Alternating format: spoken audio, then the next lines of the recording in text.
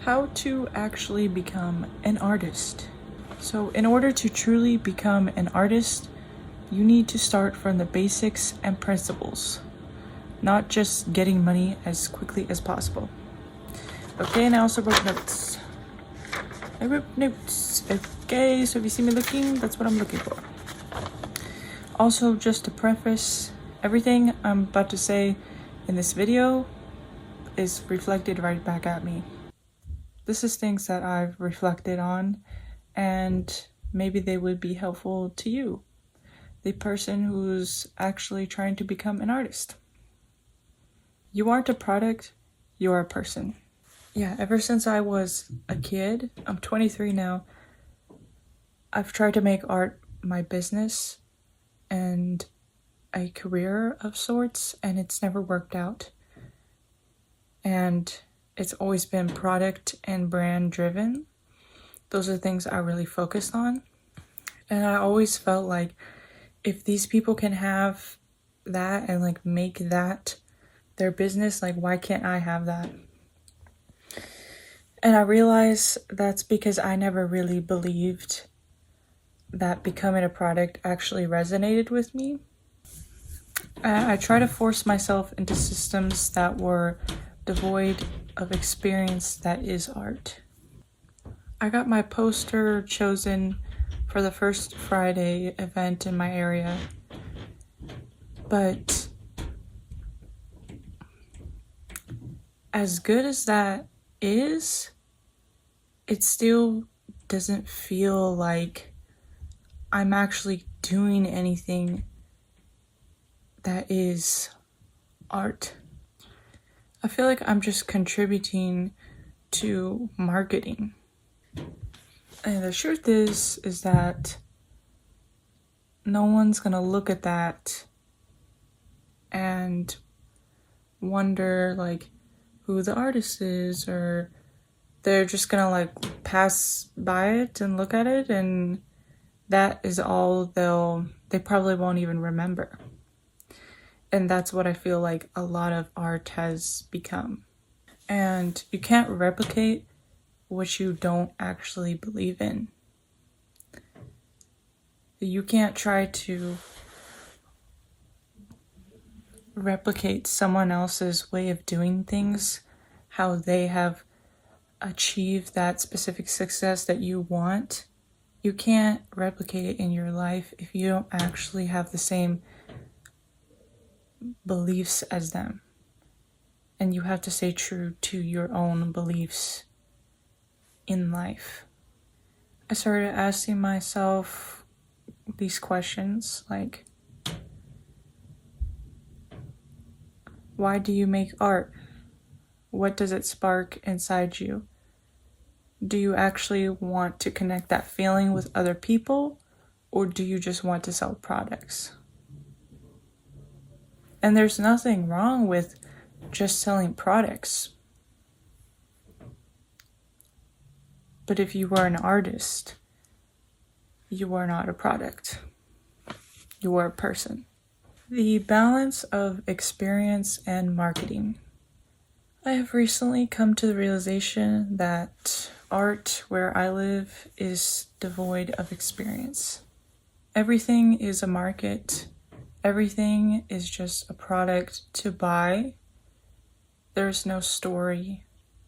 And even the stuff that is free feels like it's lacking connection with that feeling. Next page. And I feel it's the responsibility of the artist to be the storyteller. How can you spark curiosity and exploration within people? Because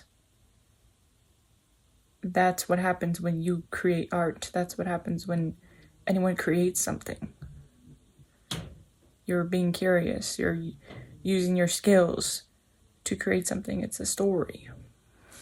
There are systems set in place like the markets and galleries and different things like that, but it has limitations. And the way that it's done isn't done in a way for you to actually experience art, experience the feeling, experience the person. Because when you're experiencing the art, you're experiencing part of that person. In order to make a living, you have to market yourself and earn money in some way. And that isn't a bad thing, because that's just what we have to do, apparently, in this thing that we live in. But I think at the same time, it's important not to disregard the experience. And the experience is the feeling you have creating art. That is your story to connect with other people. And I don't care how corny this sounds, but if you follow your heart and your principles, the rest will follow. And I've had to tell myself that a lot. I couldn't really trust myself in the past in the way that I do now, because I felt like I had to fit myself into something that was never truly going to be me. Because apparently I just don't fit in that.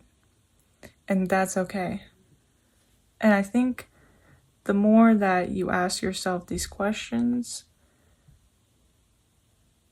about your truth and your principles and what your heart actually wants,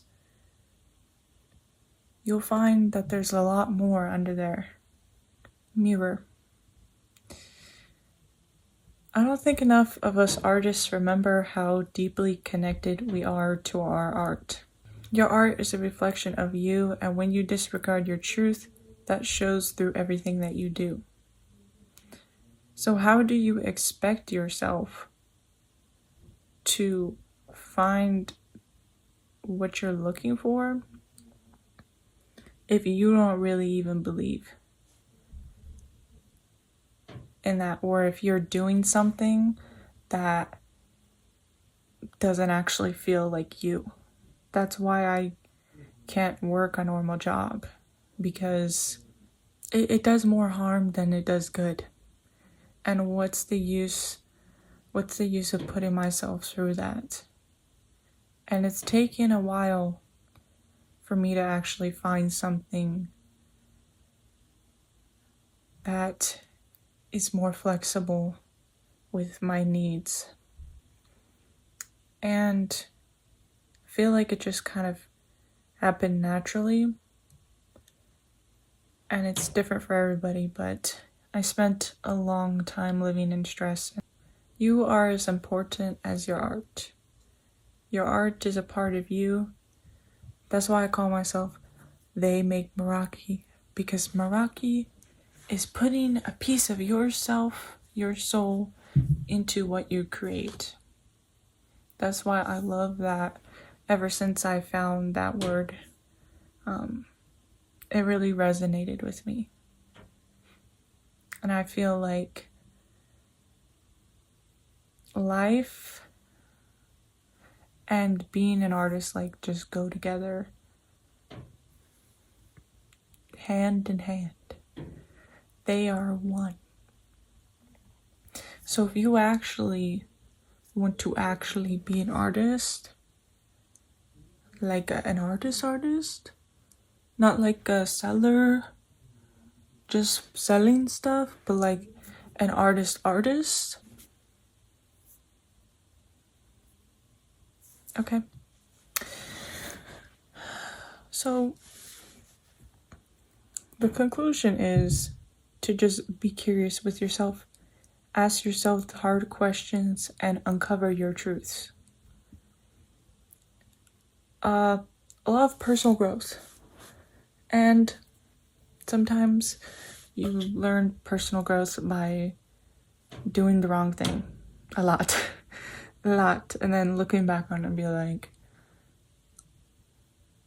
I don't want to do that anymore. I don't like that. But the more you choose your truth, the more you can make the decisions that can align yourself to what you actually believe in.